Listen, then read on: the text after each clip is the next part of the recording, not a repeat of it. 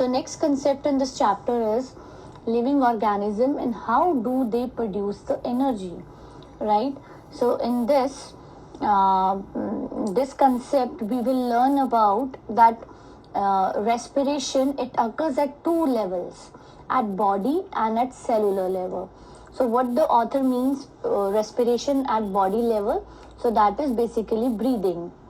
We will not do much about breathing, right? So it's just a physical process by which you take in oxygen and you exhale out CO2, and this is done with the help of respiratory system. You can see the picture of human respiratory system here, right? So the respiration at body level is basically the breathing process, and at cellular level is basically the cellular respiration. So this we will see in detail, right? So this chapter is about cellular respiration, how this oxygen is utilized and how the CO2 is produced. So within a cell you have a food component, say carbs. So these carbs are basically oxidized, or fats or lipids, they are oxidized. This is where oxygen is being used, right? So your food components, they are oxidized, CO2 and water and energy is produced. So this CO2 is the metabolic waste, right? So respiration, it occurs at two levels. One is at body level, which employs the lungs, and it is the process of breathing, and at cellular level is basically the cellular respiration, in which you will learn how food is being oxidized within the cell, right?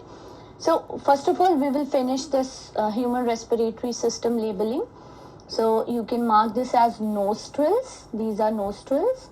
This is mouth. Mouth has nothing to do with respiration.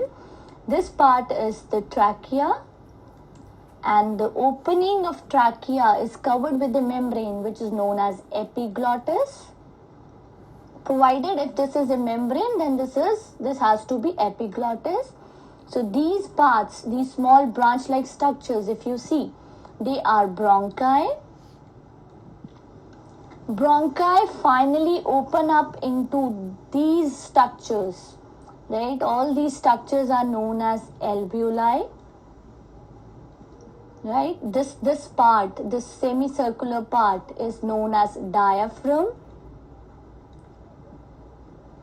right? And this structure is your lungs. So alveoli is the region where exchange of oxygen and CO2 take place, right? So these are the capillaries. Alveoli are surrounded by blood capillaries.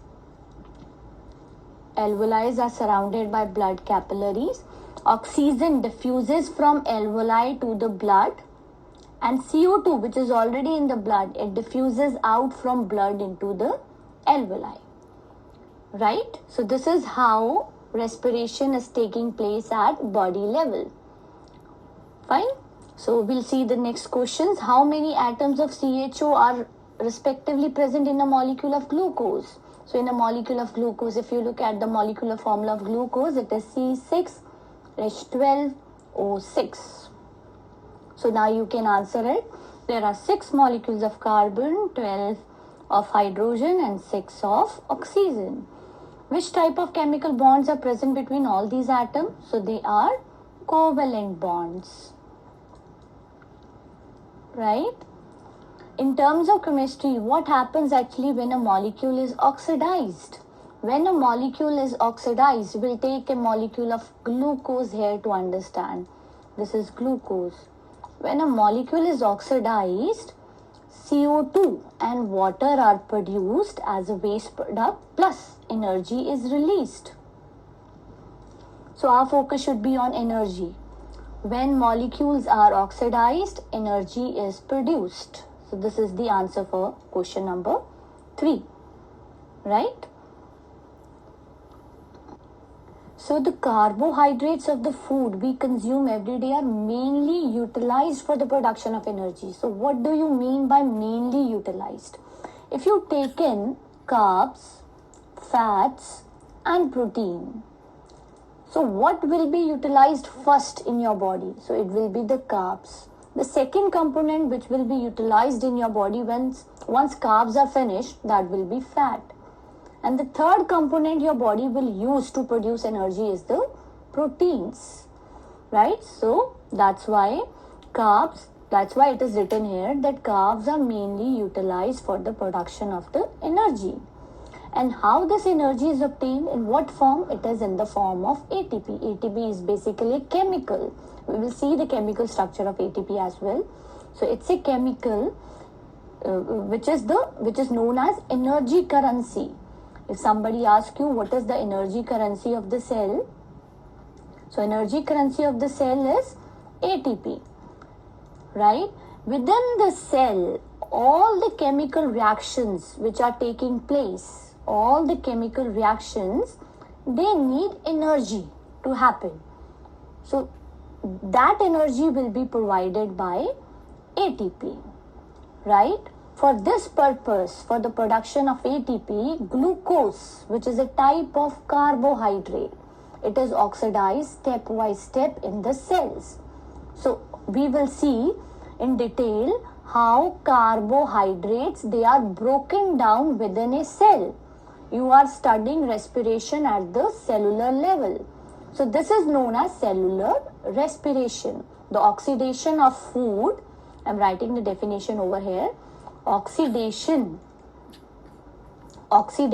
of food within a cell, within or in a cell, is known as cellular respiration. So this oxidation of food means this, how glucose will be broken down. So glucose can be broken down by two ways. It can be with the help of oxygen, which is known as aerobic respiration, or it can be without oxygen, right? So there are two ways of breaking the glucose or carbohydrate within a cell, right? Why we need to break down carbohydrate? The point is that we want to drive the energy out of it, and that energy will be obtained in the form of ATP, right? So now we will see aerobic respiration in detail. That means breakdown of glucose with the help of oxygen, right? So these are the steps which are involved in aerobic breakdown of the glucose. The first step is glycolysis, right? So this is a cell, this is mitochondria. The cell organelle which is involved in cellular respiration is mitochondria, and this is the cytoplasm of the cell. So the first reaction, which is glycolysis. What do you mean by glycolysis? Lysis means breakdown. Breakdown of what? Glucose. Glyco words refer here to glucose. So breakdown of glucose that take place here in the cytoplasm, right? It occurs in the cytoplasm. We will see in detail how glycolysis take place, right? So I'll take a picture for the better explanation of this thing. So this is the whole reaction, if you can read it. So there is no need to learn the whole reaction. See, that is not the part of your syllabus, but for understanding it is important. So it's not a simple process, right? So this whole process refers to glycolysis, which is taking place in the cytoplasm of a cell. So glucose is converted into pyruvate. Glucose has, what is the molecular structure of glucose? It has 6 carbons. And pyruvate, if you look at the molecular structure of pyruvate, it has 3 carbons. So when a 6 carbon containing molecule is converted into pyruvate, to balance it, there will be 2 pyruvates which will be produced here, right? So then the carbons will be equal to 6. So one molecule of glucose, it produces 2 molecules of the pyruvate in this reaction. What else is produced? You can see there is production of NADH, there is production of ATP, there is production of water. Clear? So I repeat the important points of glycolysis. So glycolysis takes place in the cytoplasm. What you mean by glycolysis? Lysis is the breakdown. Glyco is glucose. So glycolysis is basically the breakdown of glucose into 2 molecules of pyruvate. This reaction takes place in the cytoplasm of the cell. Right? Along with pyruvate, water is produced, ATPs are produced, and NADH are produced. So this ATP molecules, they can be directly used for the energy production, whereas NADH, they can't be used for energy production directly. They needed to be oxidized. Again, oxygen will oxidize NADH, then it will give rise to 3 ATPs. So I repeat, NADH is a chemical or a molecule which will be oxidized later on, and oxidation of NADH will yield 3 ATPs. Then it can be used for the energy. So this is glycolysis. So the next step, once these pyruvate is produced, so this pyruvate or pyruvic acid will enter inside the cytoplasm of the mitochondria, right? So this is the cytoplasm of mitochondria, which is known as matrix. So now this pyruvate will get converted into acetyl coenzyme A. It's a simple reaction, right? It is not as complex as glycolysis. So during this conversion, again there is a production of NADH as well as CO2. So during this conversion, where 2 pyruvates are converted into acetyl coenzyme A, NADH and CO2 are produced. So again here, if there are 2 pyruvates, 2 molecules of acetyl coenzyme A are produced. This is co. And 2 molecules of NADH and 2 molecules of CO2 are produced. And where this reaction take place? This reaction take place within the cytoplasm or the matrix of the mitochondria, not the cytoplasm of the cell. It take place within the cytoplasm of the mitochondria. Now after the conversion of pyruvate to acetyl coenzyme A, this acetyl coenzyme A undergoes cyclic conversion, right? So this cyclic conversion is known as tricarboxylic acid cycle, right? It's also known as Krebs cycle after the name of the scientist, right? So this cyclic change of acetyl coenzyme A in the cytoplasm of the matrix again produces energy in the form of NADH, FADH, right? So again I want to repeat this, NADH and FADH2, they can't be directly used as ATPs. They are assimilatory parts, they are not energy currencies. So NADH will be oxidized and FADH will also be oxidized, and oxidation of FADH produces 2 ATP, right? And how these 2 assimilatory parts are oxidized? They are oxidized by electron chain reaction, electron transfer chain reaction. So this reaction, it takes place at the inner membrane of the mitochondria. So all the complexes or all the components which are involved in the oxidation of NADH and FADH2, they are present on the inner membrane of the mitochondria, right? So how NADH and FADH2 are oxidized? They are oxidized by electron transfer chain reaction. I'm not giving you the details of this chain reaction. right? But in case if you want to see it, you just want to have a glance of it, you can see this picture, right? You can see this picture.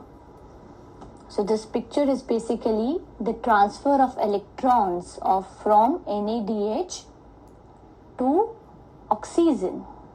The final acceptor is oxygen. Okay, so there's no need to go into that detail. You just learn the whole process in nutshell. This is what is required as per your syllabus. So I'll use a sticker to explain it again. So what happens in aerobic respiration?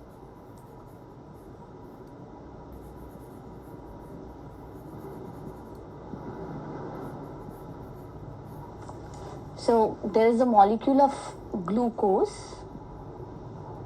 So there is a molecule of glucose. First of all, it is converted into pyruvate. This reaction takes place in the cytoplasm of the cell, right? So this pyruvate is then taken into the matrix of the mitochondria, where it is converted into acetyl coenzyme A. Then this acetyl coenzyme A undergoes cyclic change, which is known as Krebs cycle, right? So during this reaction, certain molecules like NADH, water, they are produced along with ATPs. During this conversion also, you have seen how NADH and CO2 are produced. During Krebs cycle again, you have NADH and FADH which are being produced. And the last reaction is basically the oxidation of these products, NADH and FADH, which is taking place at the inner membrane of the mitochondria. So this whole processes, glycolysis, conversion of pyruvate to acetyl coenzyme A, Krebs cycle, and final oxidation of these products comes under aerobic respiration.